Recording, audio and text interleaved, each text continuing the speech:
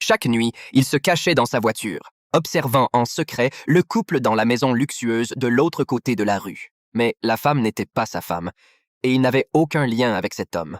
Il restait là, dans l'obscurité, jusqu'à l'aube, attendant patiemment. Un jour, lorsque le couple partit travailler, il sortit rapidement de sa voiture, ouvrit discrètement le garage et s'infiltra dans la maison, comme il l'avait fait des centaines de fois auparavant. Sans hésitation, il ouvrit le réfrigérateur, se servit un verre de vin et s'affala sur le canapé luxueux, savourant un moment de confort. Après s'être détendu un peu, il commença à collecter des informations sur la famille en vérifiant leurs appels et les documents sur l'ordinateur. Il découvrit facilement une multitude de détails. Le propriétaire de la maison, qui semblait être un homme accompli, avait tout, une carrière florissante, une famille heureuse, mais il portait une tare fatale. Il était alcoolique et avait causé un accident de voiture en conduisant ivre, blessant sa femme et sa fille. Alors que l'homme fixait une photo de la famille heureuse, une pensée maléfique se forma dans son esprit. L'homme en question n'était autre que Jack, l'ancien propriétaire de la maison.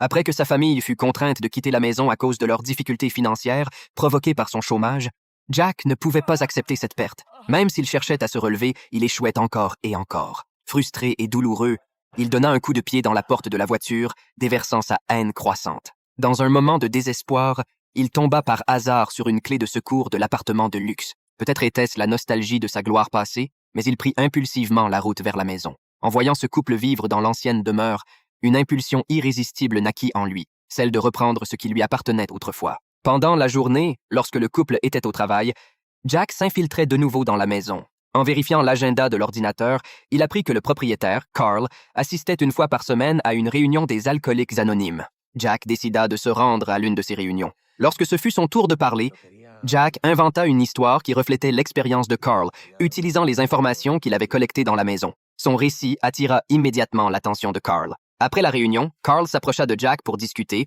et les deux hommes commencèrent à tisser une amitié. Mais ce que Carl ignorait, c'était que sous l'apparence amicale de Jack se cachait une intention malveillante et perverse.